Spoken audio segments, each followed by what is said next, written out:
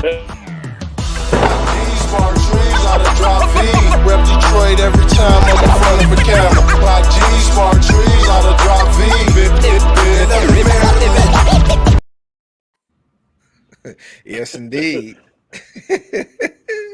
Who's What up, that, though, King? y'all? Let's say what? What up, though, y'all? What's going on? Where the heck Lil Penny come from? What's going on, Y'all ain't tell me Lil Penny was on the show. Right.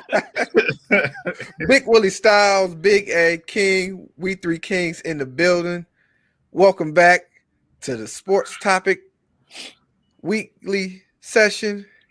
We got some things we got to discuss. Also, we will have a little special guest a little bit later on. But for right now, we're gonna talk a little Pistons talk, man. Listen, this last couple of games, me and King, we've been in the building. It's been some special stuff going on. As you can see, King had the GOAT himself, the MJ killer, Isaiah Thomas bobblehead, because they was honoring Isaiah Thomas on was it Friday, right, King? Yeah, that was Friday. Yep. Friday, so of course, we got close with the man himself, but he was busy, and we were standing there waiting patiently for our turn, but they pushed him in because they ain't want me and King to show up the spotlight. So shout out to Isaiah Thomas because he's been showing us love. King, I know you got some. Yeah, most definitely. On social media, man, he's been showing out a lot of love. Today, I put this tweet out, and he retweeted it from earlier. Gave him a shout out about the shoes I had on. These right here, I got them right here with me. These here, Palace Guards, are Isaiah Thomas signature shoes from back in the day. So had that with the Bad Boys hookup on today. And he really appreciate that. Also, when I was on Instagram and I put his Indiana jersey up there with the '89 championship Air Force Ones, he appreciated that too. So also shouted me out on there. But yeah, he's been showing a lot of love, man. A lot. Yeah, shout out to Isaiah Thomas, man. One of Detroit Pistons all-time greats. Of course, I call him MJ Killer, but people gonna disagree with that one. Well, according to go ahead, hey. No, I was gonna say, is it safe to say the Detroit Piston great? Is any other Piston greater than Zeke? Oh, that's a good question. I don't think so. I don't think so, but I mean, come on, you do that on one leg, against the Lakers. I mean, it's kind of hard to argue. It is. You know what I'm saying? It's kind of hard to argue. I feel like you don't get enough flowers for that, man, because, obviously he don't because of, it's the bad boy perception or whatever. He don't get that in the media, but exactly. A lot of these youngsters, they need this my thing. Right. This my thing. If you want to give Jordan credit for the flu game, like Zeke has to get some credit for the broken ankle, bro. Like, hobbling up the street, hobbling up the down the court on that bum ankle, and it's just remarkable the amount of I say disrespect that he get, and just for the fact that he sacrificed for his team. The Bad Boy Pistons, he was the leader of that, and I always say because of what he did with the Pistons is why he wasn't able to get that Olympic dream team goal like he was supposed to have, because he sacrificed for his team. The Bad Boy Pistons was the Bad Boy Pistons, and he was the leader of it, so he had to make that big sacrifice for his team. And that's what you're supposed to do when you're the leader of your team. It's like you're gonna ride with your team, and if they're the Bad Boy Pistons, well, Isaiah Thomas is the Bad Boy Pistons, and he's gonna ride with his team. So I appreciate that. Detroit Drew, what's up, fella? He was at the game with us today too. Yes, sir, we got man. some Detroit Drew in the building. He gave us some shout outs too. We went live for a minute. Tyler Fogger, what's going on with you, man? Assassin King, thanks for joining us today. Listen, these last couple of games that the Pistons been playing, they've been really close, even though they haven't come out with the victory, but they've been entertaining. So, King, man, what you make of what you've been seeing these last several games? Perfection. What? Go out. Perfection. I've been seeing perfection as far as what we trying to do with this team right now. You know what I'm saying? Like I said, you're seeing growth moments from certain players, around the team, even though we've been shorthanded for like the last 2 weeks or so. This is perfection to me. Or you're playing games and you losing by 2 to 5 points. Mhm. You know what I'm saying? And we all know the draft, the draft, stock that's in stake right now. So, if they can go out and be competitive, like, just like Casey said, just like, Troy Weaver said, if they win some, fine. But do what you got to do, you know what I'm saying? And then, for instance, you got guys like Cade Cunningham. Let me show this graphic right here, man. Like I said, once again, second time this man has been compared to the GOAT. You understand? So, like I say, he continues to not get his respect, especially when it comes to the officials. How do you go that game Friday without getting one Foul, bro? Not one free throw, man. And we was in the building watching that too, and it's remarkable, especially how he plays and he drives to the basket. And there was clear context. A couple of, I believe, Ashton, the trainer, he had posted a video of him. It was a no call when he clearly got hit, raked across the neck and head area. That was borderline flagrant foul that didn't get called. You know what, Willie? Since you just brought up Ashton, I want to bring up a clip real quick that we were in a stream with Ashton, man, and he made it known that they understand now what Detroit versus everybody is. It's an underrated place to be.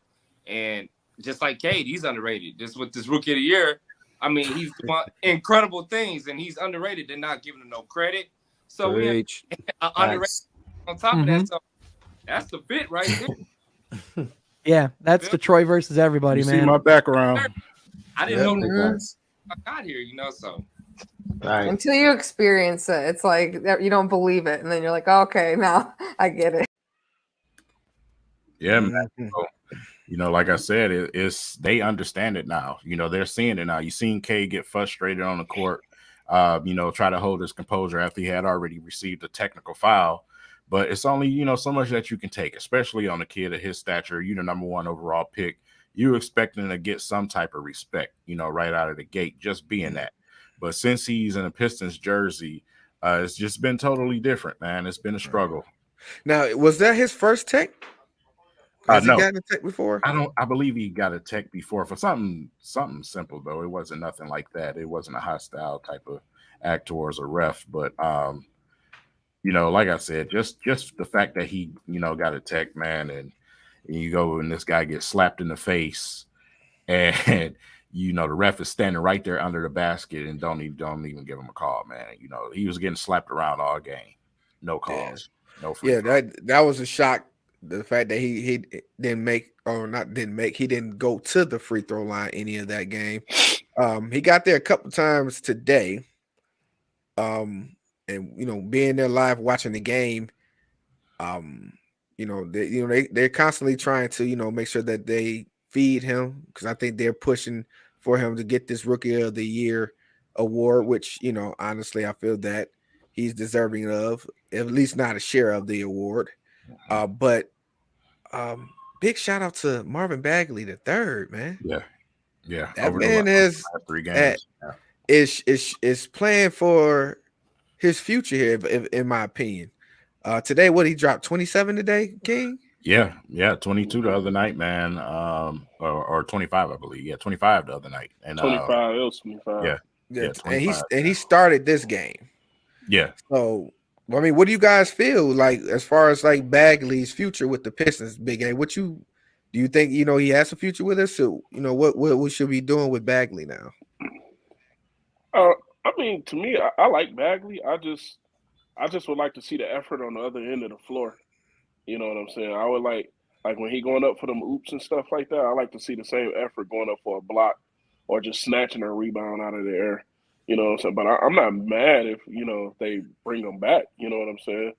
Hopefully, he can work with Isaiah and Ben this summer. You know what I'm saying? If that's a plan for him to do, is to come back. Like I said, it wouldn't be bad to keep him. But like I said, I would just like to see the effort on the other end of the floor. Indeed. We gonna hold on. Ken, we gotta give a quick shout out to our boy, man, 0-16, man. What's going on, 0-16, man? We had an opportunity to actually meet 0-16 in person at the game today, man. Had a blast. Also got a chance to meet we got a chance to meet Detroit Drew today too, man. So, you know, like I said, we're gonna Man, did y'all call and text each other about them shirts, man? No, that Right. authentic. That was absolutely authentic, man. Authentic, platonic, and everything. Yeah. So yeah, shout out to 0-16 because he actually, it was crazy because he was walking ahead of us and he heard me and King talking. He turned around like, King, Willie, honestly, I knew it. I recognized y'all voice, man. That's dope. Up, That's dope. Yeah, that definitely was, man. That's Like I said, dope. we've been having the opportunity to meet a lot of people. You know, so shout out to everybody who's, you know, we've seen over this weekend in its entirety. Yes. Man, you know, people been coming up, you know, and a lot of people watch our podcast too. And you know, like I said, man, they just been showing all types of love. And we appreciate the love too, man. Again, it's exciting, you know, walking through the arena and they recognize you and you know, show you love and smile, and it's all smiles and everything. So definitely appreciate you guys for showing us love, man. And we look forward to, you know, further meetings. You know, like I said, we're gonna be trying to go down into, you know, some more home games the rest of the season, just to, you know, just to interact and be down there in an event. Like you said, King, look forward to next season. Yeah. Or, you know, before we get to next season, we got to get through to free agency and the draft. Right. So with that being said, I know you posed a question earlier when you went live, King. What was that question, man? The question was, who is it that you would love to bring in as guard support for that veteran presence, you know, as far as the backcourt next year? And I gave a name, Willie gave a name. The name I gave was Trey Burke. Watching him over in Dallas, he's been playing very well for Dallas. Won't cost us a lot of money. Willie brung up who did you bring up? Dennis Schroeder. Dennis Schroeder. Yeah. Dennis Schroeder, man. You know, Dennis Schroeder, we all know he played himself, you know, as far as, you know, his contract goes. But, you know, like I said, I'm not against Dennis Schroeder at the right price. You know, like I said, he got to keep that little ego under control. But, you know, also another name, you know, that I've been hearing a lot is Brunson. A lot of people want to bring Brunson. I'm not really on the Brunson train. I don't, you know, like I said, I would rather go and get somebody that's inexpensive, you know, that we don't have to really commit to for a long time. And I would rather go that route as far as just bringing a veteran presence. As far as going for a guard, I would say if you know, want to go and get another slasher scorer, somebody that's, you know, that you can put in the starting position next to Cade, fine. I'm fine with that. But in the meantime, I mean, you know, I don't know if I'm ready to go the Brunson route. What you think, Big A?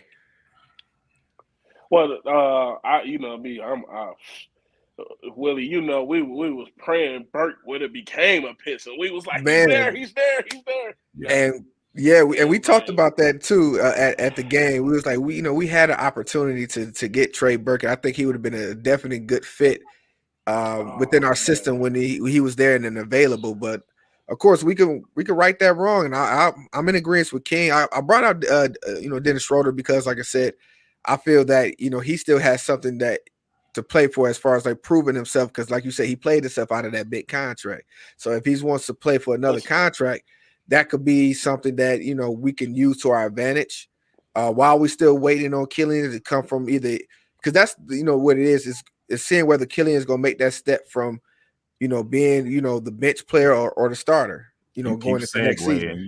You right on fire today, Willie. You keep segueing right into what we have here. I asked a question to Ashton, the trainer. That's Cade Cunningham's cousin, also his trainer. He's trained a lot of people, Avery Bradley, Draymond Green, some of the guys around the league. So I asked him a question. Let's see what that question was about. It's an underrated place to be. And you're muted, King. You had to put me on the spot, didn't you, Shawn? I did. You're damn right I did. Of course. I'm glad he did, or I was going to say it. King. I'm not going to come directly out with it. I'm just going to say it this way. Are there any players on the team that you considered that you would possibly want to work with and want to train? Man, and not let go to France. my number one guy, Glenn Hayes. Yes, sir. I'm begging because his potential is through the roof. Yeah. Guy, he on the best on defender in the league. Facts. Next year, and he's another. That's why it's just Detroit, man. Period. Everybody's on. Cade slept on. It's a lot of players on this roster that slept on. So in that conversation, he also added that it's a locked deal with Stewart. He's going to work with Isaiah Stewart over this summer, man. And tonight we got a chance to see Isaiah Stewart get back to shooting that 3-point ball, knock down 2 threes tonight. Yes, you know he did. So yeah, training is going to be big time for a lot of these young guys over the summer because this will be the first time that they have a regular summer over the last 2 years.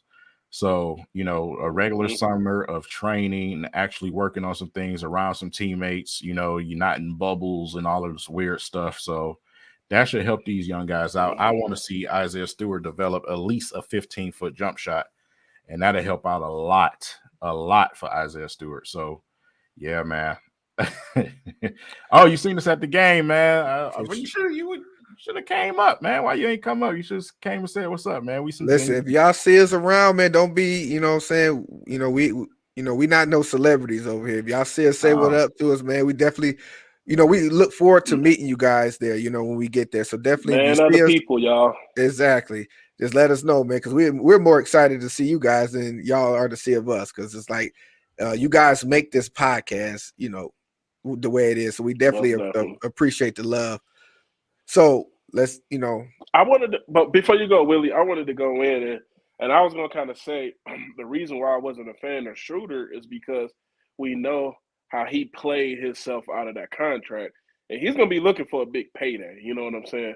And I think if we trying to just get somebody to come in here, and that's why I'm kind of like more on the Trey Burke road, because, we're trying to get somebody to come in and fill this spot until Killian's ready. You know what I'm saying? I think if we go to Schroeder route, it's going to cost them some change, man. Right. So looking at this comment, I like Burke, but Rubio and Rondo, I just don't see that being a fit because those are pass first guys. We got that already with Killian. Killian is a pass first guard. We don't need another one in a starting lineup. We need a somebody that's got some offensive, firepower to him in regards to that, because like I said, we're still waiting to see if Killian make that transition and become a more consistent shooter. But a Rubio and a Rondo wouldn't benefit us in that starting regards.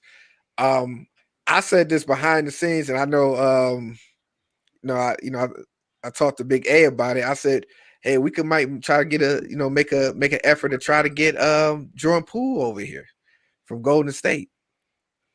I know that'd be a tough one, but money, Willie. But we got the funds coming up, right? That man over the last 10 games has been ridiculous. Do you hear me?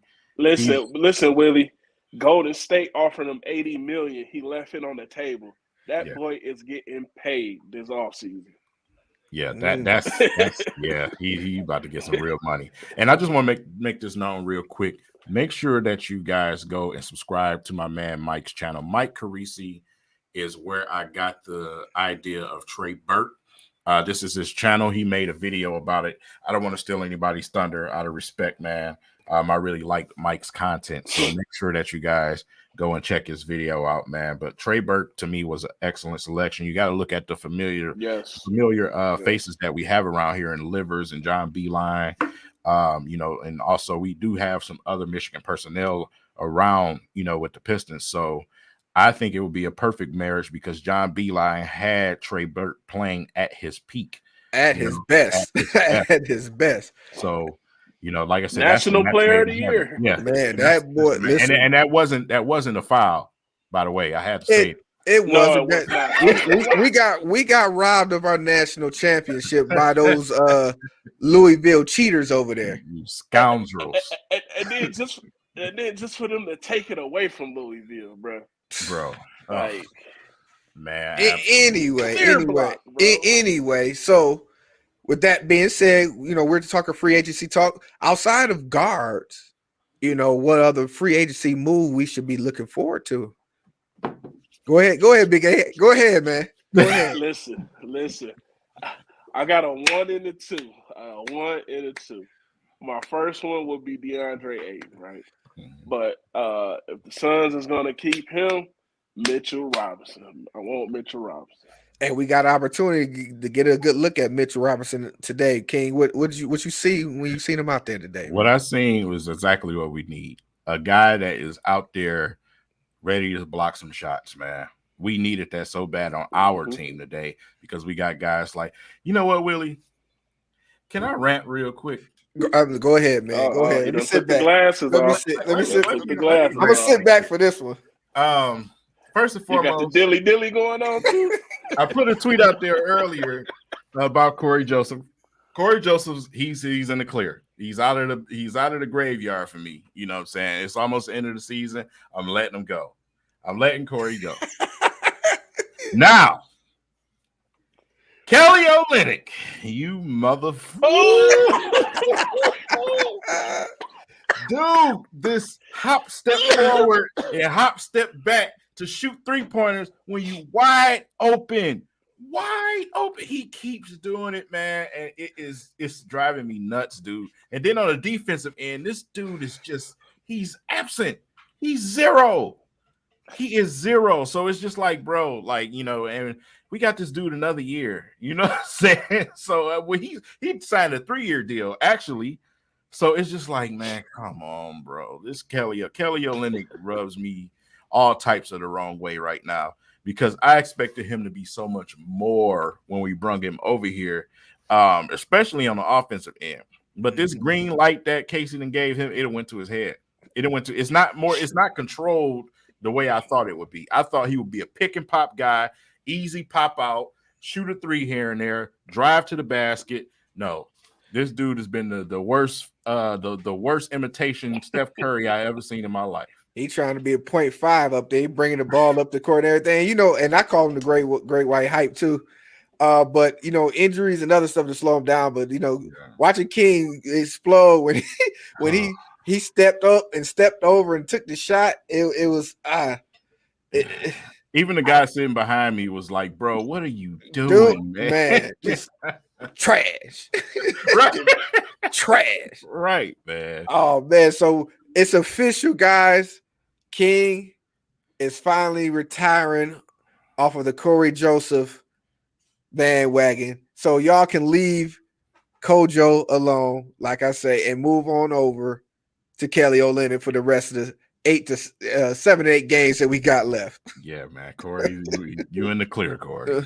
But yeah, that Mitchell Robinson definitely, he will feel a definite need. Yeah. And in my opinion, and watching him, the athleticism that he possesses, to be able to block shot, because he sent a couple of guys away. He had Frank Jackson rolling on the floor a little bit. Mm-hmm. So it definitely will be a great fit. Like Big A was saying, at the top of his list, I would like Ayton just because of the pick and roll and his offensive game. Yeah. I think fits well with what the system that we have in place now, because it would definitely open up the floor because we would potentially have shooters at every position. Yeah, and he checks all the boxes of what we need at that spot, man. He definitely does that. And like I said, as far as who I'm thinking in free agency, I would just like to blanket, all of those guys in the same group, those Aytons, Miles, Bridges, what I'm saying, all those dudes that we're going to throw some money at, just to get an opportunity to see if we can pull them away. I still don't believe we get none of those dudes. So Mitchell Robinson is somebody that everybody's been talking about, including people that's in Pistons personnel. Even Ashton, the trainer, tweeted that out. That Mitchell Robinson, he asked the Twitterverse what they thought of Mitchell Robinson, and the response was pretty good. So I think a lot of eyes is on him. And if we can pull somebody away, man, and get lucky, that's just more power to us. Yeah, but what about the draft, Willie? Well, that's what's coming up next. Like, first off, I say this. we don't need the number 1 overall pick. No, we don't need. If we get it, great. If we don't, if we're in that top 5, we're good, in my opinion, because there is 4 to 5 guys right now coming out of this draft that can definitely fill a need, for the Pistons. Right now, the front runner, I would say right as of right now, the front runner for me would be Banchero. Right now, as of right now, he would be the front runner. But I'm not opposed to Chet. I'm not opposed to Jabari. I'm not opposed to Ivy. And my sleeper, which it shouldn't be a sleeper, is what's the name from Iowa? Like Keegan Murray? Yeah. I really like his game and how smooth he is. So him, even Duran as well. It's some options there that I don't see us making a bad choice. So for me, I don't think a number 1 would. It is not. We got our number 1 this season. That's I pray for that. I'm glad we was able to get that. I knew Cade was going to be that piece that we need, and he's working to be that number 1 guy. So everybody else that's coming forth now is going to be to fit around him, and all those guys, at the top of the draft can definitely, if they play up to their potential, can fill that void. Yeah, you're absolutely right. And, I wanted to say something. We need to figure out what all picks do we have. I've been so tied up with the first pick that the Pistons have. Yeah, look it up for me because, just watching Duke, man, there's a guy on Duke that nobody is talking about, you know what I'm saying? And, is that Williams? Yes, man. Yeah. Oh, they talking about him today. Oh yeah, about him today because he broke a record for the most points and blocks combined in this thing. Dude has been a beast. Do you hear me? And like I said, when you look at guys like Banchero, Smith, Chet, it depends on what you want to do. You know what I'm saying? You're gonna draft those guys basically on where you want to put them to fit with what you're trying to do. Because with Banchero, he's big, huge, polarizing on the offensive end. You know what I'm saying? Defense, maybe a little lethargic at times. Let's just say that. Right. Chet obviously is the weight issue with a lot of people still. That's just going to be there until he gets into the league and if he can prove people wrong. So that's something that's just going to stick. Let's just be honest about it. But he has that 7'6" wingspan that can make up for that. And also he shoots 40% from the 3-point line. Yeah. So that's could be beneficial too. Jabari Smith, I think he's the most athletic out of the top the most 4. Offensively talented. I would say that he's the most offensive. He's the best shooter out of all of those guys. And athletic, yes, he's definitely athletic, but on the defensive end, I still have some questions. He kind of disappears offensively a little bit too, but these are all are workable things that can be fixed on, and it's not that we're bringing these guys in to be that guy.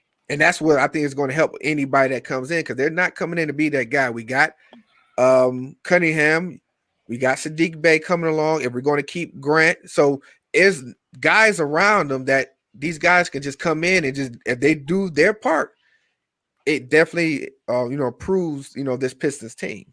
What you got, Big A?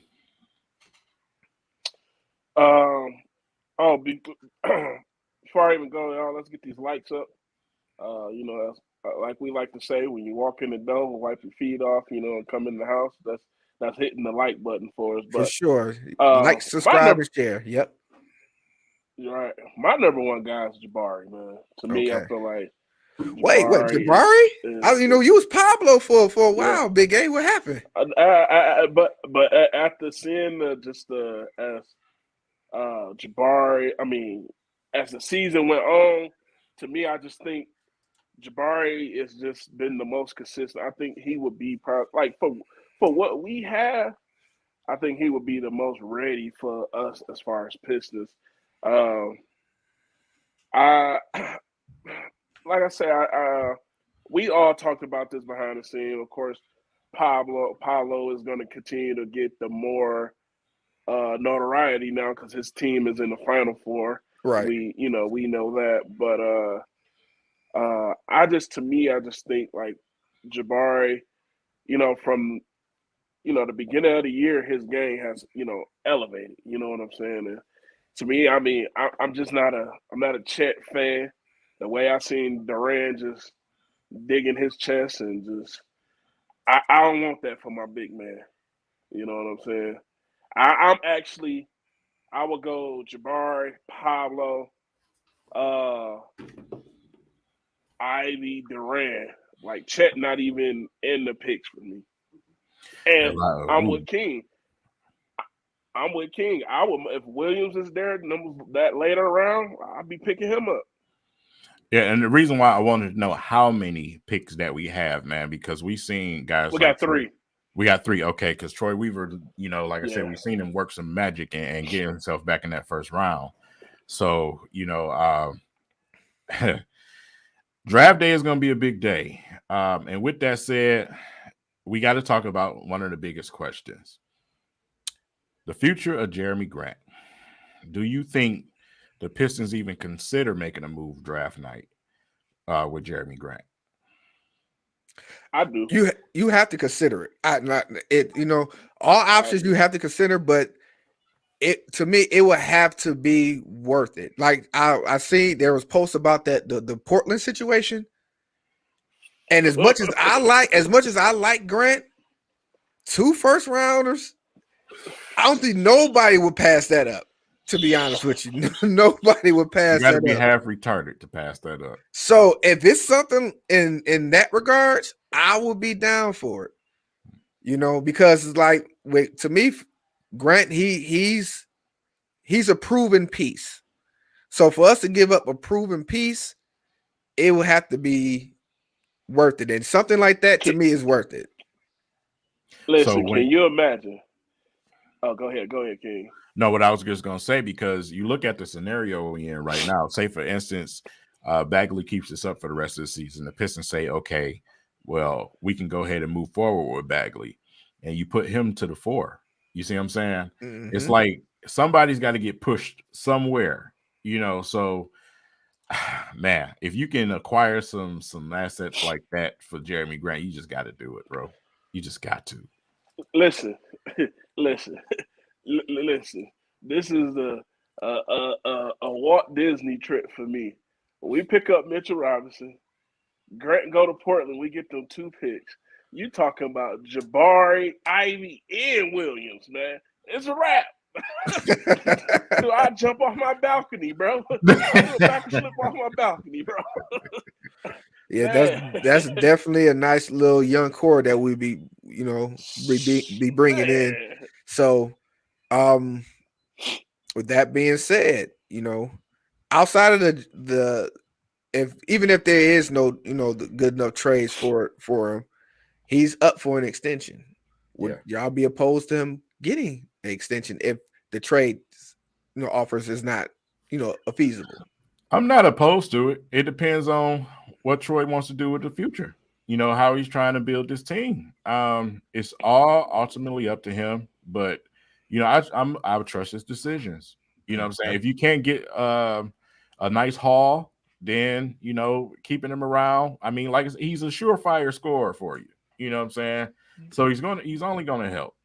Indeed. And what he's asking for is not an outrageous amount of money. You know what I'm saying? So it's just like, it is what it is. And we can get. If not, I have no problem. I have 0 problems. Listen, this how it's gonna work, bro. You see them. They already doing the LeBron recruiting when they was in the Portland game. Listen. Chauncey finna do us a big solid. You know what I'm saying? Look, we gonna give him Grant. He gonna give us them 2 picks.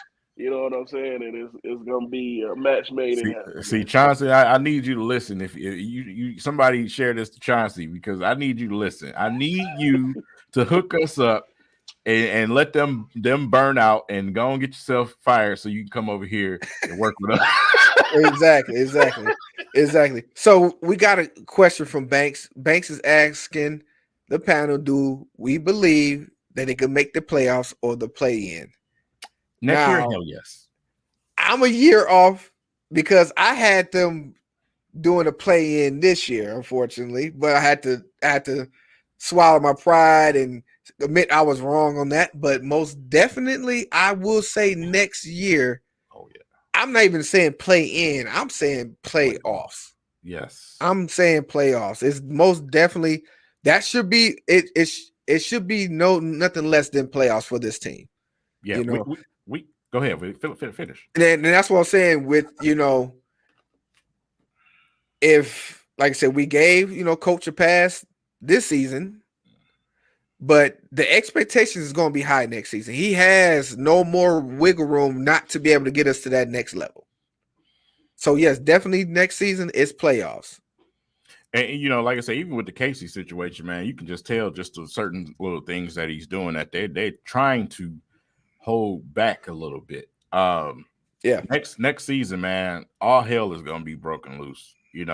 We're finally at that stage next season where we're coming off a real development season and a real development summer. And Dwayne Casey made it known when he was talking about, Killian and some of the other young players. He said next year, this ain't the situation next year. He basically told you there. Next year, it's go time. And that's where a lot of them guys is playing towards right now. Yes. And that's another thing about Killian, because Casey want Killian to be more aggressive now because he's playing, like I said, for that potential, whether or not you're going to be the starter next year or you're going to come off the bench. This is your time to show where we're gearing towards, because his play affects what goes on in free agency and the draft. Yep, absolutely, man. And like I said, trust me, they realize him, Bagley, definitely realized his situation. But just listening to the comments that Bagley makes in his interviews, his press conferences, man, I think Bagley is definitely going to be here to stay. I've seen enough for as far as on the court to say that I truly believe Bagley is here to stay, man. But like I said, you look over with Ashton, the trainer, you look over the last 3 games with Killian, been in double digits for the last 3 games. Fine. Keep that up. Keep going. You know what I'm saying? Today was a different story. Yeah. Today, that first half, I was about ready to elbow drop his ass that first half, man. And that was the team in general, man. Him, Kelly Olynyk, man. Corey was doing good. Magruder. Yeah, Magruder ain't made a damn shot in 2 weeks. Like they gave him the game-winning shot Friday, which he didn't make it. Then he just felt, listen, the first time you don't succeed, try again. And he was trying today. He was trying, man. He tried it. Yeah, it just wasn't falling for him that first half, bro. And like I said, it's gonna be an interesting summer, man. To see these guys come back knowing that it's go time. I'm saying? This is it. Now we're at the point where we go in free agency and add the pieces that we need to start propelling us to the playoffs. And that's the first step, is getting to the playoffs. Indeed. And, you know what I'm saying? So then after that, you looking to add, guys, or you're looking to take the next step to be, contenders after, that playoff arrival. So, man. Now, with this question, this was something that we discussed in the beginning of our podcast months ago. I mean, we had this conversation about Casey, because I was saying if he underachieves, would he be gone this year? The guys say, no, we gotta give him a pass. It's a young team. We dealt with injuries, but next season, I think is going to be his season for sure. Yeah, Casey stays. He's going to be amazing. But if it does come to the point where he's not being up to par, is there any idea of who we could bring in to take over? Currently at this moment, you got a lot of pipe dream names that's going to pop up. The Mark Jackson crowd and all of that. Mark Jackson ain't coaching no more in the NBA. Right. You know what I'm saying? That's a dream for a lot of people. That's not happening. He's not coaching no more. I'm not sure, man, but I truly don't believe that's what's going to happen, man. I'm telling you, I think next year, first of all, I expect K and Sadiq Bey to come back beastly next season. Right. Absolute beastly next season. I think Casey's getting ready to take a ride on the wings of some of the players that we're about to have out there on the court, because it's going to be hard to be real bad if we improve this roster. If Detroit goes into the draft and the free agency, it's going to be kind of hard to be that bad to say, well, Casey got to go. And that's the thing. They would really have to be bad. You know, that would say, listen, we'd built up for the draft. The guys came on the end of the season. I would say that would be year 3 of the rebuild, in which we didn't got the pieces in. We've been competitive these last, second half of the season. We just haven't been able to get over that hump. But that experience is set in. Yeah. So most definitely next season, that expectation needs to be there. There is no, waiting to see. We're going to fill it out. No, the expectation needs to be, we're going to be a contender. Yeah. It should be nothing less than that. There's no more excuses. This year, we gave it a pass. The guys were young. And that's the one thing that we definitely need to, keep our fingers crossed, knock on wood, get your 4-leaf clovers out. These guys have to stay healthy. Got to. And not just if we have any chance of making these playoffs or making these push, guys have to be healthy. And if guys can stay healthy and we got consistent enough lineup, we definitely can make some noise next season. I think a good offseason of some true training this offseason should help these guys out a lot. I think we'll be pretty deep next season. I know obviously we got a bunch of fabricated injuries going on, lately. Of course. But, that's fine. We're trying to get guys in to, get the little player time. So we ain't worried about that. But either with the injuries and the guys are not playing, the games have been entertaining. Entertaining, man. They've been entertaining, to say the least. So I look forward to watching the rest of these games because they've been fun to watch, because we want to see the young guys. We want to see the K's, the Killians. We want to see, Sadiq Bey go further on.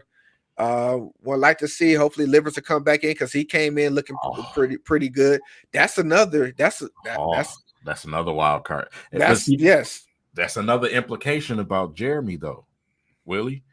You know what I'm saying? It's if he But like I said, you can never have too much, No, right. It does give it, like you said, if we were looking to do some trades, like you said, moving Bagley to that spot, or Livers coming along, it would hurt a little bit.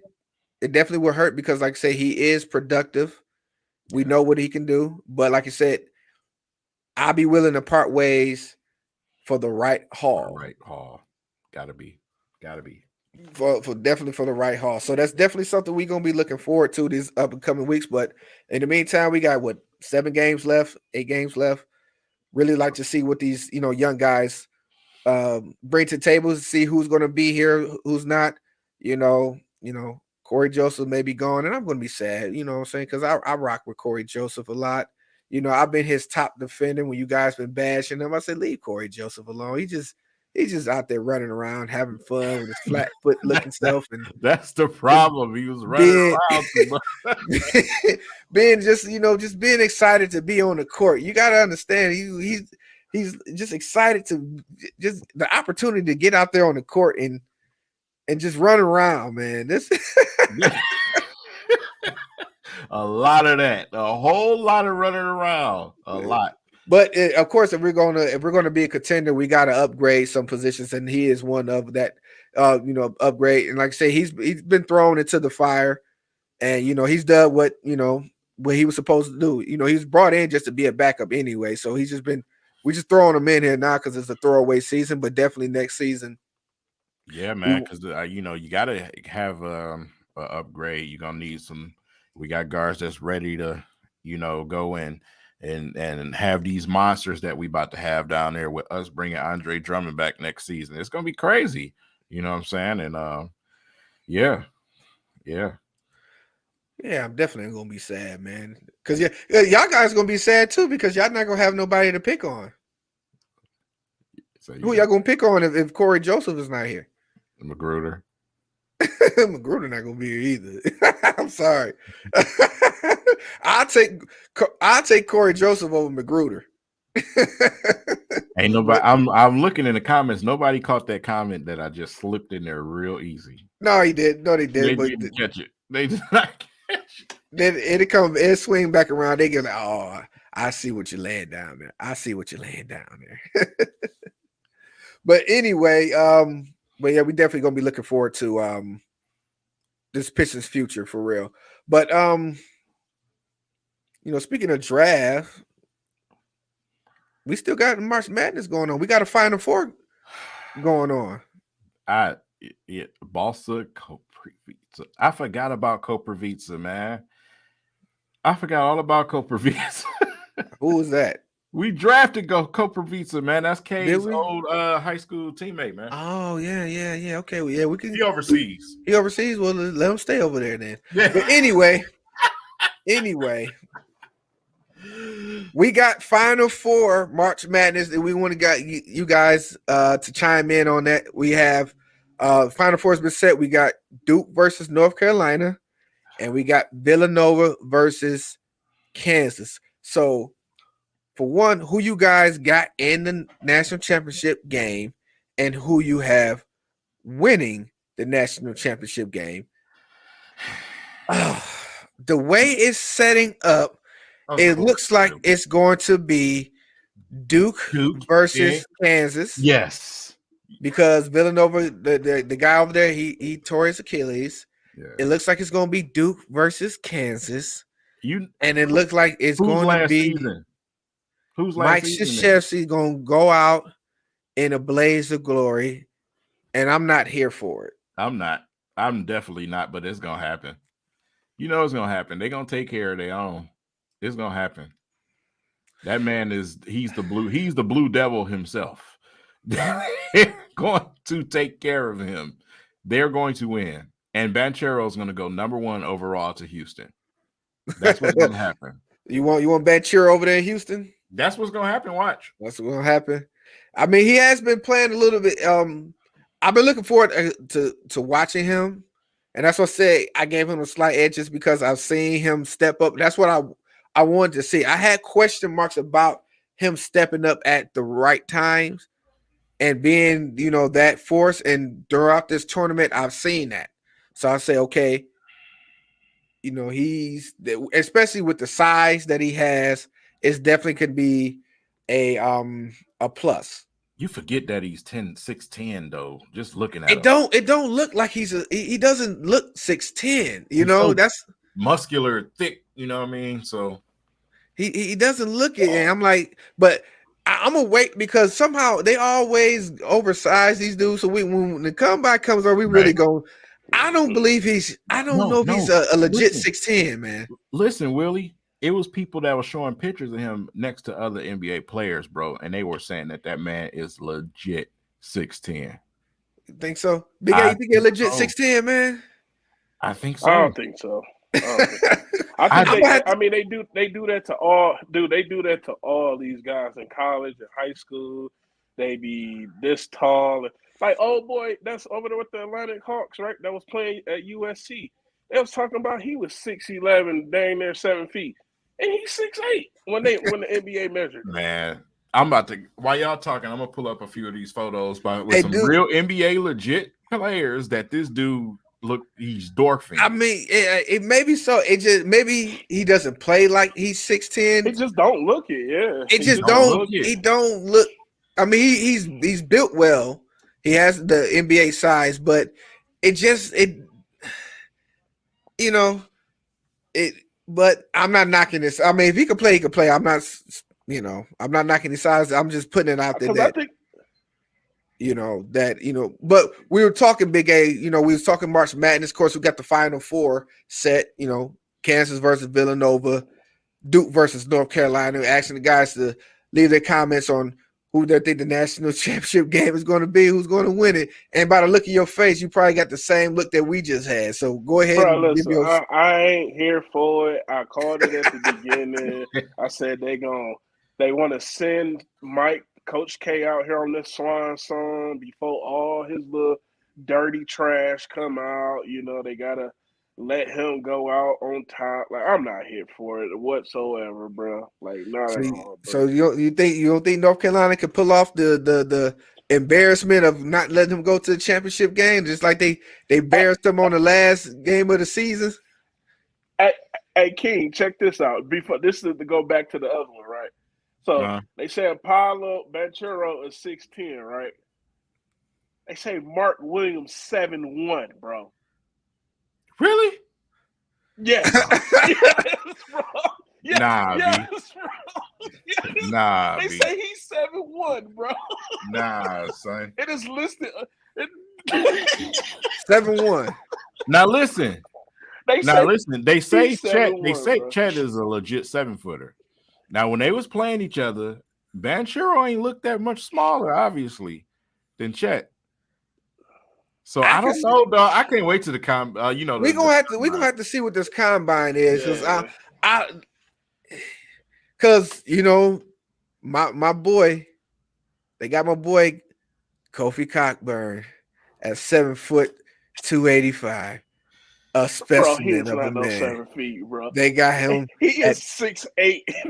Listen, they got him at a girthy 7 foot. First of all, 285. You're not gonna say of a man. You're not gonna say girth and cockburn in the same sentence. I just did it. It's not kosher. I can't wait for him. I can't wait for them to look at this. That's 7'1". That's the optics. The optics of that is gonna make it look a little different. You know what I'm saying? Because he's in the background. Yeah, and they got Jabari at 6'11". He ain't 6'11", bro.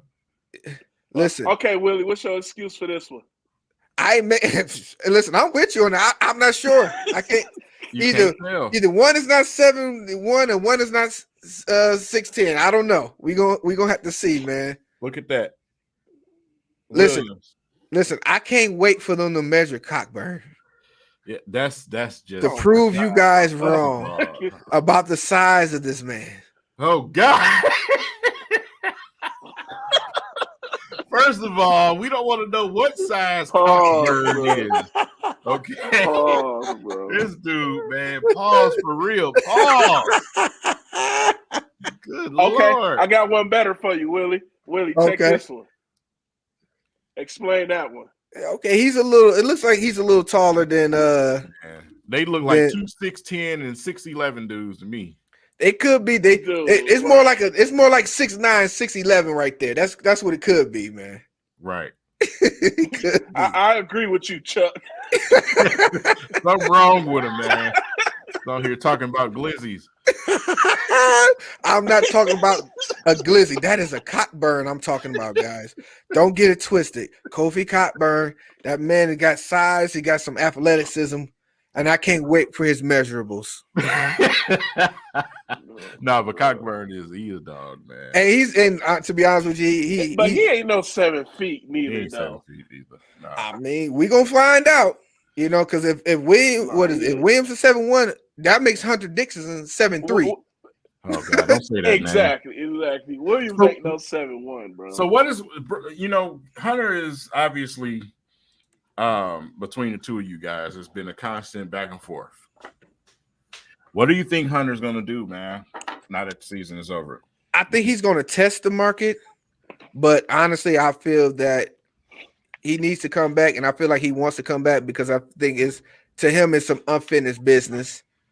Honestly, he doesn't need to, especially right now with the NIL the way it is. There's no rush for these guys to jump into this league to get paid. Right. So honestly, I think the best for him would be to for him to come back, because if he does come back, that's a watch out for Michigan next season. Listen, he better come back. And he better be hitting box jumps and squats and leg presses all summer. That man going overseas. Overseas. Now I think he come back, but I think he's gonna come back too. I believe he's coming back, man. And just to come back with have him and Diabate down there for another year, there definitely will, cause a lot of havoc for real. Because even with him not being able to jump, him being able to shoot over both shoulders, It's it's great for a big man his size. So definitely got some more work to do, and he got some point to prove that the season didn't pan out like it was supposed to. And I know that speaking on Michigan, we got to make sure we're losing our back, our front court. I'm sorry, the back court. We know with the guards, so we got to make sure the young guys is coming in ready. But I know, Big A, he's not feeling that transfer portal no more. Listen, man, listen. I'm tired of the transfer portal. I know they clinging us to the guard from Penn State, and Texas Tech now too. I just want us to Frankie and Kobe Buffett, man. It's like let them go. Yeah, them guys got some work to do. I definitely would like to see finally Juwan Howard's recruiting class be those starter guys. The starting backcourt hasn't been his guys yet. So we really need to see what his recruiting class is looking like. And this guy right here, he is on my hit list. Now, throughout the whole season, I've been on Brandon Johns because he was the senior guy that was supposed to be that next level guy that's supposed to push Michigan over. But Caleb Houston, this All-American, this top recruit, 5-star, the highest that we didn't had since Chris Webber, I would believe. He has some. Can I rant? Rant, man. Can I rant? He pissed me off this season by the lack of everything. Yeah. I mean, he was supposed to be that guy that's shooting. He shot probably 10% during the tournament, and if he's not shooting, he's not moving. Right. And I dare him to try to test the NBA market. I dare him. He owed me a fade if he do, because that young man, he has so much, and I know he has potential because you can see it, but he underachieved to me. Yeah, very underachieved, and based off of what he was brought in to be. Now, next season he can prove a lot of us wrong, in which he need to. But until then, he's on my ish list. Brandon Johns is done because he's done at Michigan. He's graduating. He's done. He's no longer on my ish list. It's now to move over to Caleb Houston now. Yeah, man. That's man. Like I said, just disappointing and inconsistent season for Michigan. Yes, man. Brandon Johns was public enemy number one. How you that big and steady getting blocked right at the rim? How you can't make a layup? How many layups did he miss this season? How many layups did he miss during the March Madness, during the tournament? Like, he forgot he averaged 3 points a game. He been here 5 years.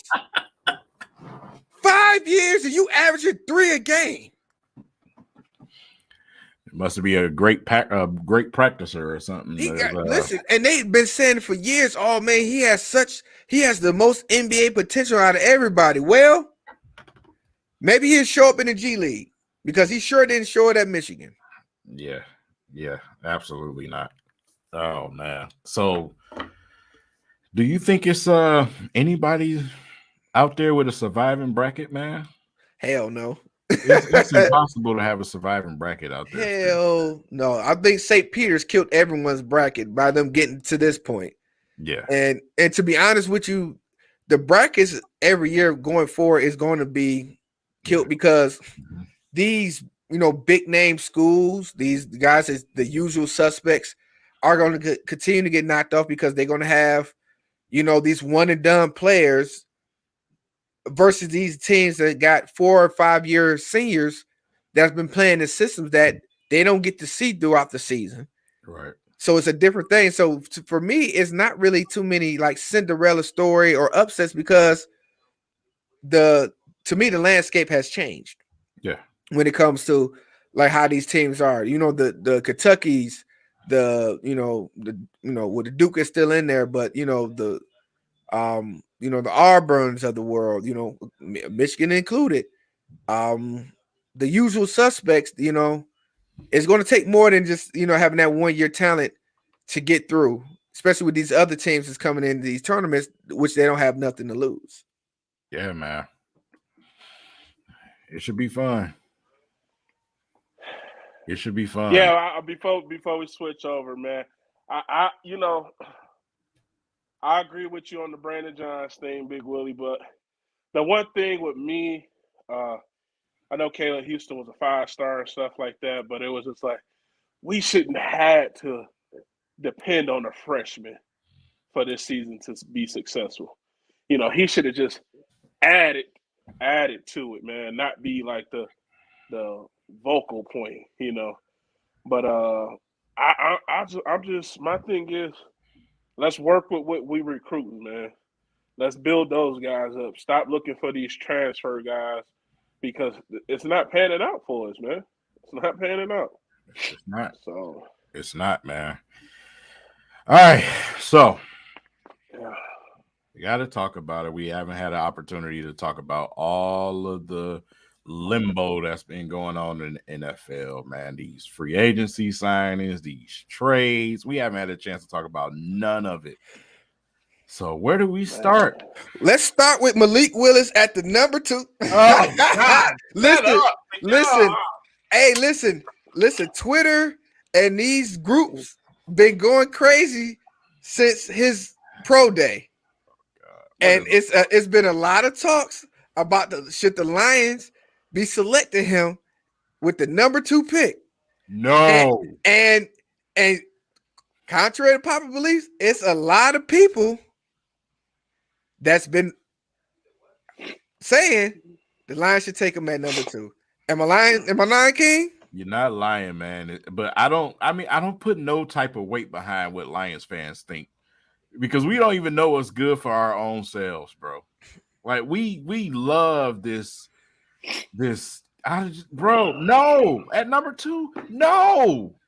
Well, why not take the chance, man? We got another first round pick. We got the Lions, man. We don't have time to take chances. We always taking chance. Exactly. Man, we always taking chances. Who we take a chance on, Big A? Who we taking a chance on? Everybody, the Carlos Rogers of the world. Every draft pick we take is a chance from Ziggy Ansah to Roy Williams to Ziggy Ansahs of the world, the Ernie Sims of the world. We knew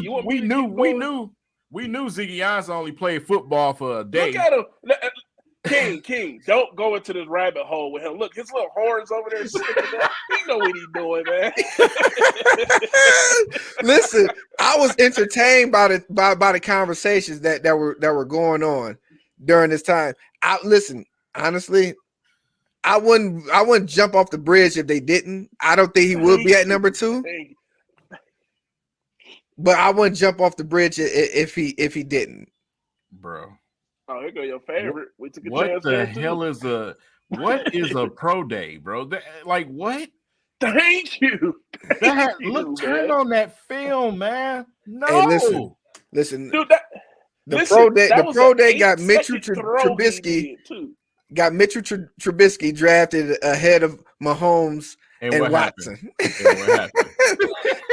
I'm just saying, stranger things happen. Dude, But I tell you what. But I tell you what, though. Argue against King. But what you just prove King's point about a pro day. Right. But I will say though is that Big A will be getting me my shoes when he be the first quarterback drafted in this draft. I'm calling it now. Listen. Kenny Pickett is going to the Panthers, bro. He's gonna be the first quarterback off, bro. So you can listen. That's why you keep hoping the Lions be stupid as they are to go for number 2. Well, somebody else is gonna be stupid and move up to get him. And if you've been paying attention, that's what's been going on. I'm just saying. Well, and then the other team you hoping that he goes to, which is the Steelers, they already said they not pressed to get a quarterback, but if a quarterback falls there, which they won't, they're not gonna move up. Which they won't. They ain't getting no quarterback. That's smoke. Mm-hmm. Well, everybody gonna be sending the smoke signals in regards to that. That's smoke. Listen, guys, check this out. It's been a lot of talks about the Lions, Pistons all these Detroit teams. And like King, play the video once again for me, man. Play it once again what Ashton said, man. Here we go, man. Here we go. Give me a second. I'm pulling it up now. All right, here we go. It's an underrated place to be. And just like Cade, he's underrated. Just with this rookie of the year, I mean, he's doing incredible things, and he's underrated. They're not giving him no credit. So we underrated on top of that. So that's the fit right there. Yeah, that's Detroit versus everybody. That is Detroit versus everybody. And I want to segue into that. Of course, you see the Detroit versus everybody in my background because I wanted to be able to bring somebody in who has the inside scoop on the origin of Detroit versus everybody. So, guys, I want you to welcome on my brother, partner, one of the partners of Detroit versus everybody, Shawn Williams. Man, Shawn, you on with us, bro? Yeah, man. How y'all doing? Man, how you doing, brother? Welcome to the show, man. Thanks for having me, man.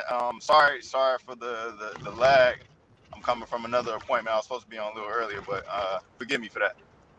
Oh, man, that's no problem, man. We all family here, so we understand it. But listen, bro, I want you to come on, man, because, I want you to give a backstory, give the origin story of Detroit versus everybody. This movement has been going for over a decade strong.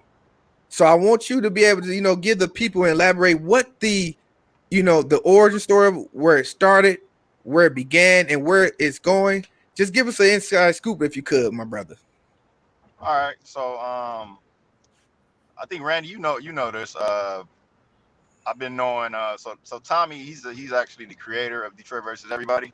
So me and him, we go way back to like when we were like kindergarten. Like we started off kindergarten. And so we went through elementary school together. We split in middle school. Then we came back together in high school, went to Cass Tech, and then we split ways again going to college. So he ended up going so I ended up going to Michigan State. He went to Wayne State. And he actually ended up dropping out to do freelance graphic design for a couple guys in the industry, mainly Big Sean at the time. And so he was doing a lot of like logo and artwork for like Big Sean. I think he had like Yellow Wolf on the team, Wale, a couple other guys. And so he actually called me, like it was like my last year of school. He called me and said, "Hey man, I want you to go in business with me. Like, what you think?" And I'm like, man, yeah, I've been waiting on that call actually. Cause sidebar, I've been looking at. I'm like, man, like he making some moves out here. I want to be attached to that. But I never asked him, so he actually ended up asking me. So I'm like, yeah, man, I got faith in your ability. So like, just let me know what you trying to do. So he's like, yeah, all right, I'll let you know. So then he calls me back maybe like 2 weeks later, and we had like a real long conversation. And I actually had a baby on the way. And this was like my last year of school. So he's like, man, look, let's buy a t-shirt press. We can make, we could put my designs on t-shirts and sell them because I see it's there.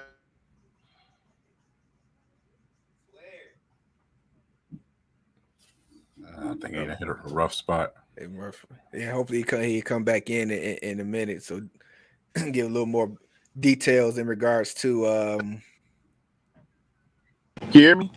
Yeah, we got you. Okay, yep. Okay, yeah. So he was like, "There's a need for this in the industry." So I end up. So then I'm like, "All right, cool, let's do it."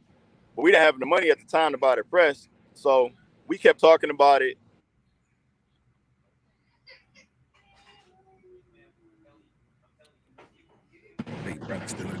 Yeah, y'all still got me? Yeah, we still got you. Yeah, somebody keep calling my phone, so if I cut off, just forgive me. So busy man. Yeah, so then I went to actually work for Blue Cross Blue Shield, and my first bonus check, we ended up getting the money to buy the press. So we bought the press, and then we acquired some office space, and that's when we started learning the screen printing business. And so after like a year and a half of learning the business, putting money into the business, we ended up losing the office space, and I had to move the machine in with in my mom's basement. So we still kept, learning the process. And Tommy actually came and got the machine and moved in with it. and he bought a loft downtown. So in the middle of that process, he actually flew to LA for a meeting, and on the news he saw Kwame Kilpatrick. Like when he was leaving the airport, he saw Kwame in the news. This is when Kwame was going through his legal struggles, and when he left Detroit to go to LA, he got to LA and he saw Kwame in the news again. And he's like, man, it's like crazy. It's like it's Detroit. And he said, he's like, it's Detroit versus, it seems like it's Detroit versus everybody. Oh, wow. So he came back and it kept like that just kept festering in his head. So he actually wrote it down in a book. And then he started designing it out, like playing with like different design techniques. So at the time I'm still working for Blue Cross. So one day I go to the loft and, you know, I just walked over there after work and I go to the loft and he was going crazy. He had like maybe 100 shirts, 100 Detroit versus everybody shirts just going on the machine. Wow. And he's like, man, it's crazy. Like a couple of days ago, you know, I gave the shirt, you know, to somebody. I think he gave it to I forgot who he gave it to, but he ended up wearing it on stage. Like the dude ended up performing on stage with it. He came back and then had a shirt on. He's like, man, people want this shirt. So after that, Tommy just start ordering shirts, and we started getting orders from there. And you know, that's kind of like where it was born. So over the next couple months, this had to be like, I'll say July, August of 2012. Over the next couple months, we started getting crazy orders in. Like the Lions, they actually put an order in. And I'm working like halftime. I'm working Blue Cross by day, and then I'm doing Detroit versus everybody by night. And we just churning out shirts. So the Lions actually end up ordering. They placed the order for the whole team. Wow. And so we had to drop it off, but we had to drop it off like 10 a.m. So I actually went into work like at 9 a.m. took an early lunch, and went back to to drop the shirts off. And so at that moment, I just knew, I'm like, man, something gonna have to shake, man. I'm gonna have to like figure something out real soon with my path, my career path. Mm-hmm. So like 2 months later, Big Shawn was actually having his first concert at the Palace. He had his first concert at the Palace, and he allowed us to come and sell shirts at the concert. And so we took the shirts there. We met the guy that was working the little store. He's like, all right, guys, it seems like you guys have a good product here. I'll let you know what the sales look like at the end of the show. So we come back at like the intermission, and the guy was just looking like stunned. He was like, man, we're sold out. And, at that moment, Tommy looked at me, was like, man, it's time, Shawn. I need you full time. So like that Monday, I went back to work and I put my 2-week notice in. And, I like 3 weeks later, we had a store, and, it's kind of like, we just kind of been going since then, like just going. So, we're in our 10th year now, and we're actually doing a rebrand, because we never really got a chance to really tell what Detroit versus everybody means to us, and what it really means, what the actual meaning of how it started. Like I gave you, the Kwame story and, how Detroit was down, but we never really got a chance to tell our side of the story. So Shawn, you tell us, you giving us an exclusive right now? Is that what you telling us, man? Not quite, not quite, but I can give you a little bit of the inside. So we're actually right now we're in the middle of a rebrand. We had our last partnership was with Gucci. We did that last March, and since that moment, we kind of took a chance. We took that as a chance to recalibrate and to really not to do a rebrand, but to actually launch what Detroit versus everybody means. So we've been working on that for a little over a year now, and we plan on launching it, on our actual anniversary, our 10-year anniversary, which is in July. Okay. So, I give you a little bit. We really want to tap into Detroit. That's the most I can give you, but we're gonna really tap into like what Detroit really is, and how, I feel like, very humbly said, I feel like Detroit versus everybody has been like like the connecting piece for Detroiters over the past 10 years. Absolutely. I agree. Like, everybody's been like, and it's a blessing. I consider it a blessing, for us to be a part of that and us to be the ones that God blessed, to take on this this responsibility. But, I just feel like, it's been the connector. Like, you guys talked about it with sports. Like, every time the Lions go through something, it's always Detroit. I remember Joik Bell. He did an interview, and all he kept saying was Detroit versus everybody. Exactly. Detroit versus everybody. I remember that. And it's right, and it's just something like, aside from sports, just Detroiters, period. We're like a hard-working city. We're a blue-collar city, and I feel like everybody has just like taken this on. Like, it's more than just words. Just Detroit versus everybody. It's like actually a meaning to it, like a spiritual meaning to it. So we're about to really tap into that, and it's gonna be some real cool stuff, man, ahead. Okay, so we definitely look forward to that. I know you're going to keep me posted, and we 3Kingz, we're gonna definitely want to be a part of that. We're gonna definitely make sure we big that up. You guys see me all the time. I'm always repping Detroit versus everybody, Michigan versus everybody, and my guy Shawn, he gives me a hard time because, of course, he sends me the Michigan versus everybody information and the stuff that at the shirts and everything, but he's a state guy. Yeah, go green, go green. Oh God, he's a state guy, and so my guy, he what he does is this. When state won this year, he hit me on the phone so nonchalant, like, "You all right over there?" Man, like, it's the Michigan State Michigan thing. I think over the past couple, y'all, if you guys are Michigan fans, like, y'all had it, when y'all were dominant, man. When people were wearing leather helmets. Here we go. And in the new age with new technology and stuff like that, I think Sparty got like a little advantage on you guys. I mean, your little brother's supposed to grow up one day, Hey, man, hey, LaMelo Ball. That's all I got to say. Hey. So if you could tell us, how did that deal work out with you guys, partnering up with the University of Michigan to come out with the Michigan versus everybody attire? Mike got a call again. Did you hear that, Shawn?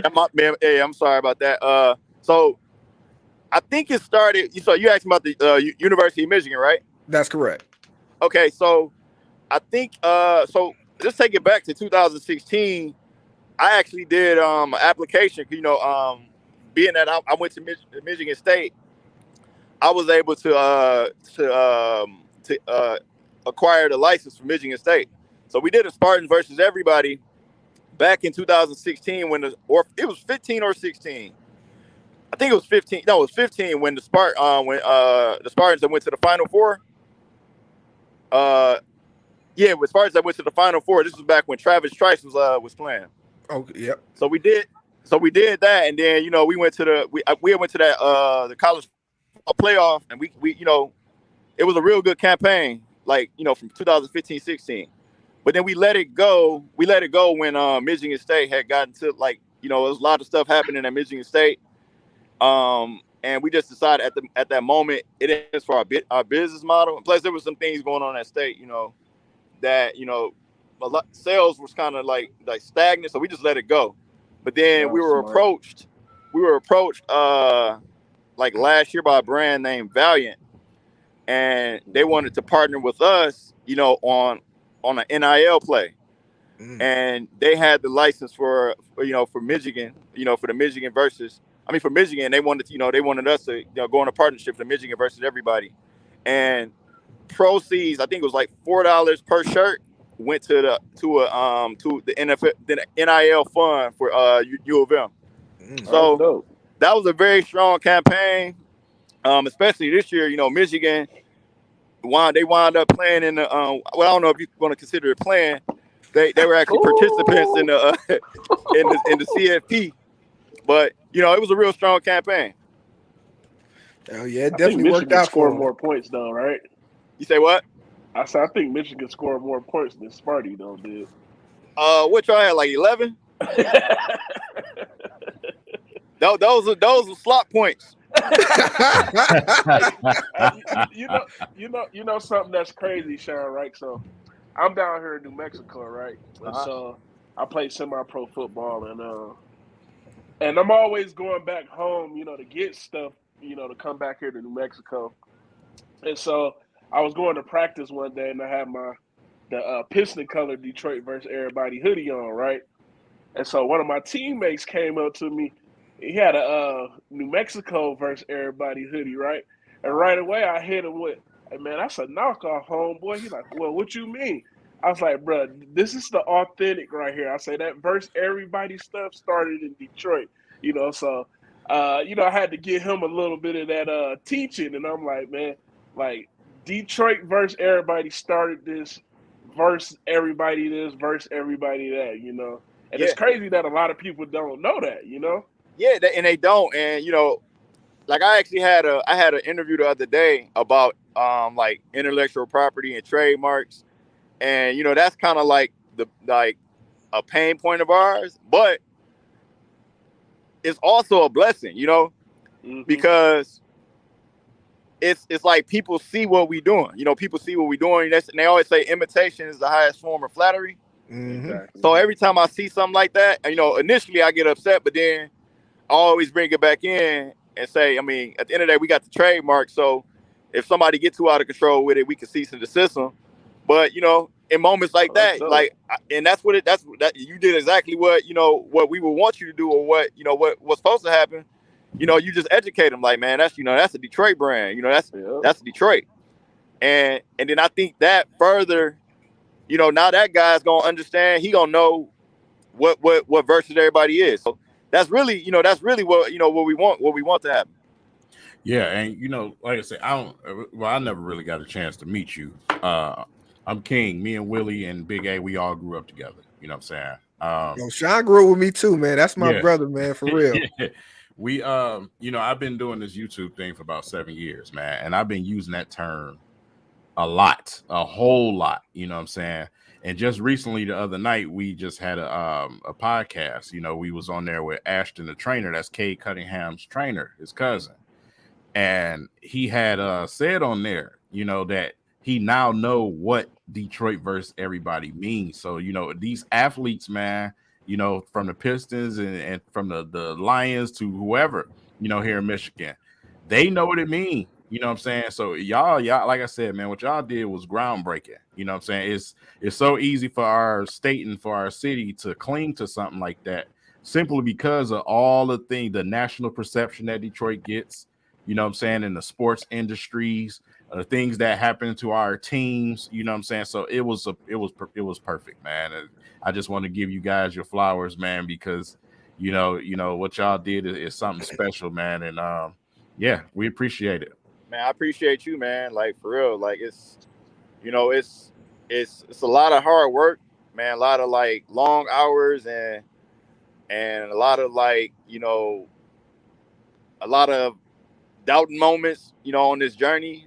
But, at the end of the day, it always works out. And, we're this next run is gonna be like the real one, like, where we're gonna really show our customers appreciation, like all our supporters, like you guys, man, like everybody who reps Detroit versus everybody hard. Like I feel like we don't give you guys enough. We don't have a lot of customer appreciation moments. So I mean, this next run, we really about to give it all to Detroit, and we about to like show Detroit all like a whole bunch of love. Indeed. So 10 years strong, man. I know you said it's been a lot of doubts, but you and Tommy, did y'all imagine that it would get this big? Did y'all ever could imagine, like, wow, this thing it's going international, man? I mean, everybody, when you start something, when you do something, like, you always look at it like, yeah, I can't wait till it gets here, or I can't, it's gonna be here at this moment. But I mean, really, I couldn't imagine having, like, being where we are now in 10 years. I didn't think it was gonna happen how it happened. And like I said, man, it was like there were moments where we didn't know like what the next move was, but then God always brought like a new opportunity. So, you know, I did see it getting like here, like within 10 years, I didn't see us being here. But, you know, now that God has opened it up for us, you know, and you know, he's kind of opened my eyes a little bit more. I mean, I think we can really do some real things for the city, like some real impactful things for the city with the brand, because it's one thing to just, you know, like I said, to sell shirts and make money and all that type of stuff. But we pride ourselves in being a double bottom line business, meaning like we are for profit, but we are for the cause too. So I think, you know, we're gonna grow with Detroit. Like we want Detroit to grow with us, like with this next push. Most definitely. So, Shawn, man, you know, I know you a sports guy, so you know we talk sports on this podcast, and you know we talk about how the teams have adopted this, you know, Detroit versus everybody philosophy. How was that? Like you said, you talked about the Lions. How was it, you know, dealing with these other sports teams like the Pistons, and even there were teams outside of Detroit that you guys worked with before too, correct? So we actually did a partnership with Fanatics. I would say back in 2017, and they did all of the sports teams. Like they have all 4 major sports, so they did all the sports teams. But I don't think it was like something where they really pushed it. They just kind of sold the product. But I would say the city that like really got behind it and really started pushing it was Philly. It was the 76ers. And you'll see to this day, Joel Embiid, he wears that Philly versus everybody shirt like all the time. I used to see DJ Envy rocking that Queens versus everybody and stuff like that too. Yeah, that wasn't us. That wasn't us though. Like, oh, okay. Yeah, DJ Envy, he did something else. He did like a God versus your enemy or something like that. Yeah, so I mean, that wasn't official, and you know, it was a little bit of infringement there, but you know, it is what it is. Right. Well, you got. I mean, like I say, man, I most definitely like when you guys came out with that, man. Like it was like I said, I don't live in Michigan no more, but it's like, you know, that was like a flag for me. Like, hey, listen, I'm from Detroit. It's us versus everybody, man. Well, man, we gotta get you a new package, man. We gotta get you a new package. We gotta get you a package, man. Hey, man, listen, I'm with it, bro. Like I said, I already support. Anyway, me and my wife, you know. And like I said, when I seen old boy with the New Mexico versus everybody, right away I went into defense mode. Like, hey man, this like it was mine. You know what I'm saying? And like, also, man, we gotta link up and do something, man. Because like I said, on my channel, man, I'll support the hell out of you guys. You know, whatever you guys need, whatever. Just let me know. Because like I said, I've been shadow supporting the hell out of y'all for 7 years. You know, well, look, man, let's connect. You know, let's connect, man. Let's see what we can do. Because, like I said, man, this next push is all about like the city of Detroit and you know, everybody putting everybody on the platform, and you know, we utilize each other platforms. So, I mean, that's what this next push is all about. So can we say that, you know, the Detroit versus everybody is an official sponsor of We3Kingz podcast? Can we say that? Let's talk to this talk. I can't talk the contractual stuff. Right. You know what I'm saying? I know you. I'm messing with you, man. Unfortunately, I'm not the lawyer. But you know, if it makes sense, then we can do it for sure. Oh, listen, we look forward to it. Like I said, I'm a rep anyway because, like I said, Detroit versus everybody is family. Me, you family. You know, you and Tommy grew up together. Me and you grew up together. You know, already know how we got down with the guys. Hey, man, you ain't telling, man. We used to be like, man, you staying there at my crib for like a week. I staying at your crib, and this was like during the school days. Like exactly, we'll go to school from each other's house. Exactly. And then, you know, these guys right here, they grew up with me too. So, you know, they got, you know, stories and tales about, you know, us growing up, as well as, you know, stories about my pops. And, you know, you already know how my pops used to get down. Oh yeah, man. Your pops was the GOAT, man. He was the GOAT. He's definitely the GOAT, man, for real. But we most definitely gonna be bigging you guys up. So any information that you got upcoming, we're going to make sure that we plug it here on our channel.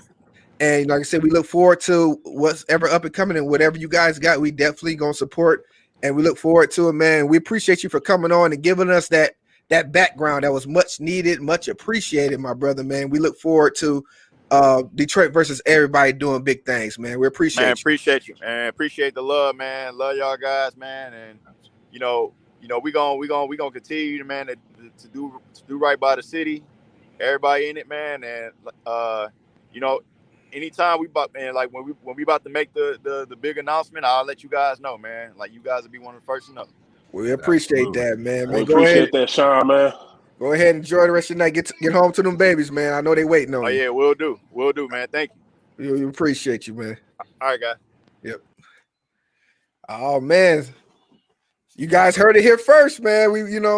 It's some big things going on with Detroit versus everybody. And I'm glad he was able to make it in. He had a meeting before. He was going to come on a little earlier, but of course, business is business. But it's definitely was something that I reached out to him for, just because I wanted to get the background of Detroit versus everybody. And when I heard, you guys on the podcast and the guys who was mentioning, that's what Detroit versus everybody was about. I definitely wanted everybody on our podcast and everyone else to be able to hear exactly where that came from and, what the origin of that was. Because like I said, these guys, they started from the bottom, as you heard. These are working men. These are guys that, had a dream, and 10 years later, look where they're at now. Absolutely, man. Like I said, that's a story right there. It's most definitely his story, and I'm glad he was able to come on. And like I said, we're going to keep y'all posted. Like I said, once they let us know, we guys let y'all know. So we want you guys to support this Detroit versus everybody movement as well. Yeah, man, because like I say, you hear it all over the place. You hear people say it all the time, but they don't know where it started or where it comes from. So like I said, we're going to put some clips out there on social media, on Twitter from this stream, man, so we can start spreading the word and let people know where that originates from, and so they can understand, what they're actually saying when they say that. You know what I'm saying? I like I said, all of the fans of our sports teams, man, I'm saying, all the stress and strain we've been through, especially Lions fans, I'm saying, it hits a special place with them. I'm saying, they can definitely register with it. And, like I said, but not only that, on a national scale, man, we just get trashed all the time, on all fronts. It's always something about Detroit, so, to have that feeling of Detroit versus everybody, it's authentic for us. It hits home for us. And what those dudes is doing, man, that's a blessing, man, because like I said, that's a hell of a thought to have. And to go and start making T-shirts, and next thing you know, you're talking to the Lions and the Pistons and all type of teams around everywhere, and it just blew up like that, man. That's crazy. That's a hell of a story. Most definitely. I just, to me, like I say, man, it's like, when you most definitely out of town, and like I said, when I seen that New Mexico from first everybody, man, I'm like, what, man? Like, it triggered get you, out of huh? here with that, man. Yeah, bro, like, get out of here, man. Like I felt like, when they said, man, Detroit can't have nothing, man. Like, get out of here with that, man. Most definitely, man. So it's definitely much appreciated, man. And I'm glad that we was able to share that with you guys, so you guys can be able to, like I said, share this podcast. So when people ask, what started Detroit versus everybody, y'all got a story to tell. And y'all heard it here on W3Kingz podcast for sure. All right, man. And I just want to say, y'all, man, as y'all can see, man. Oh, he went out for a second. There you go. Somebody can you hear me? Yeah, you back. Can you hear me now? Go ahead. I don't know. No, you good. We hear you. You good? No, go ahead. Get your phone together. I'm gonna skip to commercial real quick. We're gonna come back and I guess give our final statements and thoughts and everything else. For sure. W3Kingz in the building at Culture Detroit. Working hard, working hard, yeah. Working hard, working hard, yeah. Working hard, working hard, yeah. Working hard, working hard. Working hard, working hard, yeah. Working hard, working hard, yeah. Working hard, working hard, yeah. Working hard, working hard.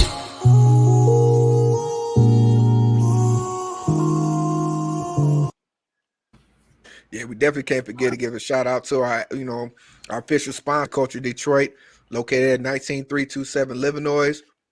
They are there for your exclusive sneaker needs. Buy, sell, trade on consignment.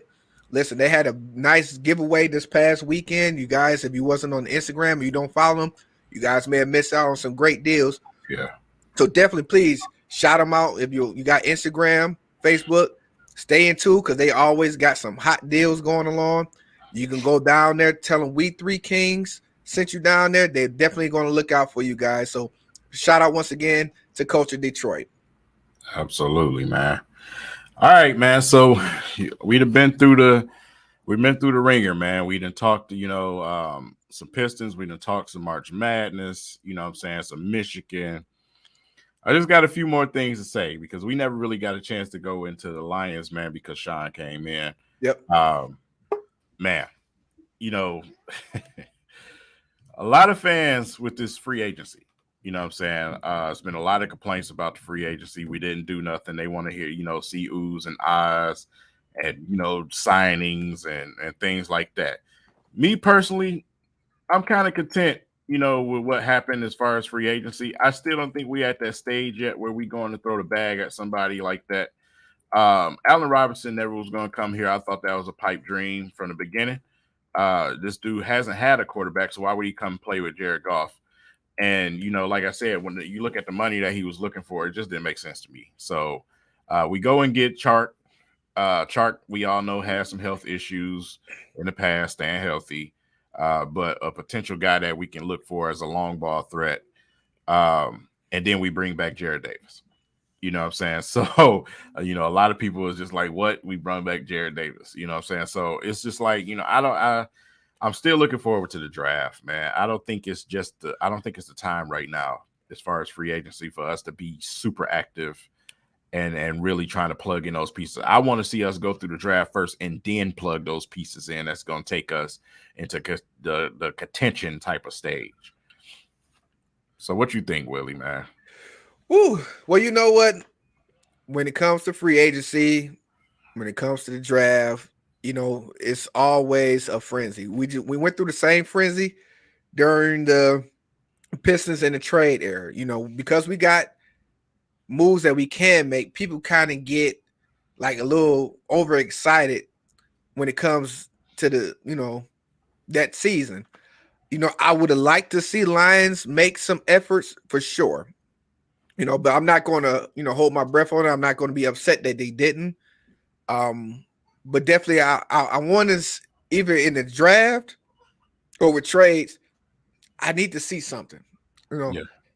We got to get some type of playmaker here, and we don't know if it's going to be in the draft because the draft is we don't know, but we need somebody here that's going to put the butts in seats, man. So with this season, Aaron Rodgers returns to Green Bay. Still possibilities for who we throwing to with the Bears, right? And who we throwing to. Do you think this free agency says from Brad Holmes, not yet? We just went through year one. Let's do 2 years because he is friends with Troy Weaver. They talk a lot. And is he saying, let's do one more year of, not being the greatest? Because just for instance, at linebacker, we got 9 linebackers right now on our roster, and none of them are great. None of them. So it's just like, what is the plan? And that's a good question. And that's where, people are tending to question right now. Like, what is this plan? And maybe, say we got to give it time for the plan to go about.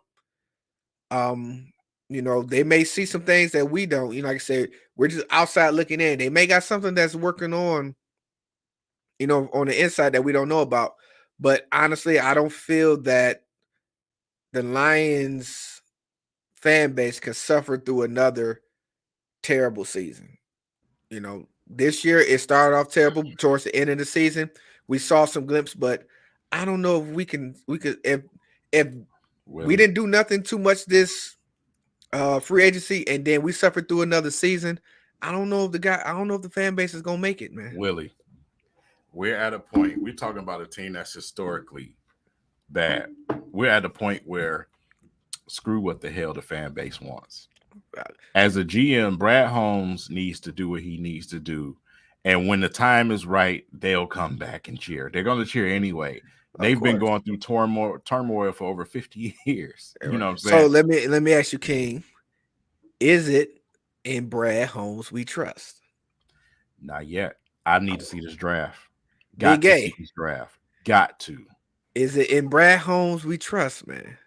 Well, I mean, my thing is, I want to see, like, you know, when draft we had last year, you know, Pinay Sewell, you know, even though I wanted Michael Parsons, but I know they went the safe route or whatever the case is. But I just want to see kind of how this draft is going to unveil, especially if Jacksonville takes Aiden at number 1. So I just want to kind of see what's going to happen. I'm looking for more in these later rounds also. You sound like you in a tunnel. I think it took really out. But you know, with that being said, does this have to be a spectacular draft? Like, can we afford to be safe in this draft? Because we've known to draft safely. That's why we got Jeff Okudah, in my opinion. I think, which we're gonna talk about in a second. I got something about him I just seen on Twitter. I bet. I want to see them. I want to see them take charge and go get the guys they want. That's what I want to see. That's the difference between a great GM and just somebody that's just trying to, you know, stick around and say their job. I want to see them go and pull the trigger and get guys they want. And I know you automatically starting to think, well, you should get Malik Willis there because you saw it. You saw it in my face. Huh? You saw. I was about to say if that was a guy. I know you saw it in my face. If that was a guy, do we still trust in Brad? If Brad Holmes make that pick, are we still gonna rock with Brad Holmes? Is what I was going to ask. Okay. No, but you know, like I said, I want to see them go get their guys, man. I don't want to see them just to keep taking the safe pick. Go and get a guy. Show me your skills. Show me your vision. Vision is something that you just have to have if you Brad Holmes, you know what I'm saying? So Troy Weaver did that. You know, I mean, his first free agency, it just was like everybody was like, what the hell is going on here? You know what I'm saying? You went and got Sadiq Bey. You had no capital, and then you ended up with 4 first-round picks. That type of stuff right there. You know what I'm saying? You have a future vision of what type of team you're trying to build.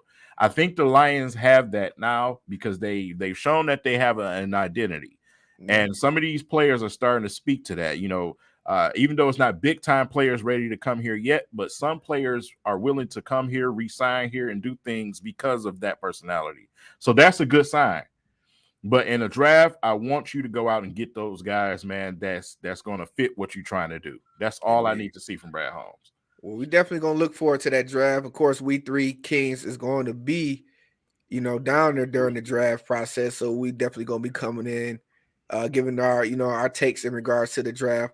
Also, W3Kingz, we plan on going down there to the Michigan Spring game coming up this next weekend. So we'll be going live from there as well. So look forward to that.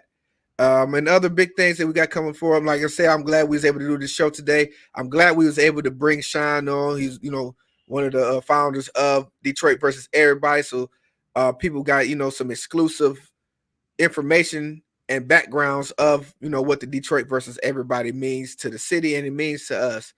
And, you know, I think we live that not just in the sports world, but just the city in general, life, you know, outside of, you know, what we do in the city is, you know, I feel like that Detroit versus Everybody is really embedded in our hearts. If you're a Detroit fan or you live in Detroit or the Metro Detroit area, that Detroit versus Everybody is, like he said, it's kind of spiritual.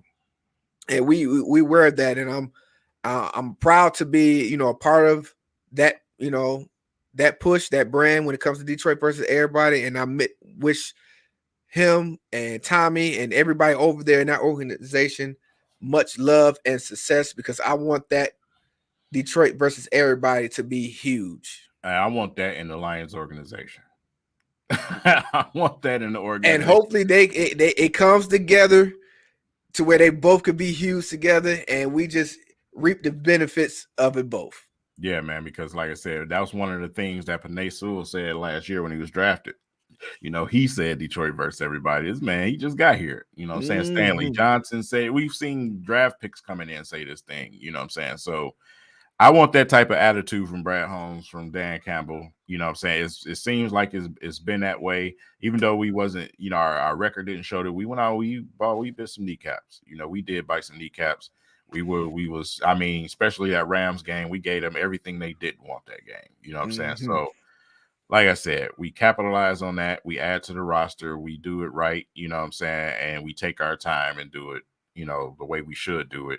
I think Brad Holmes will be all right, man. I think the Lions will be all right because we've never, ever seen the Lions do some of these things they're doing right now as far as taking their time and building through the draft. That's just not what we do. We go and get a bunch of runoffs from another team and sign them and pay them unnecessary money.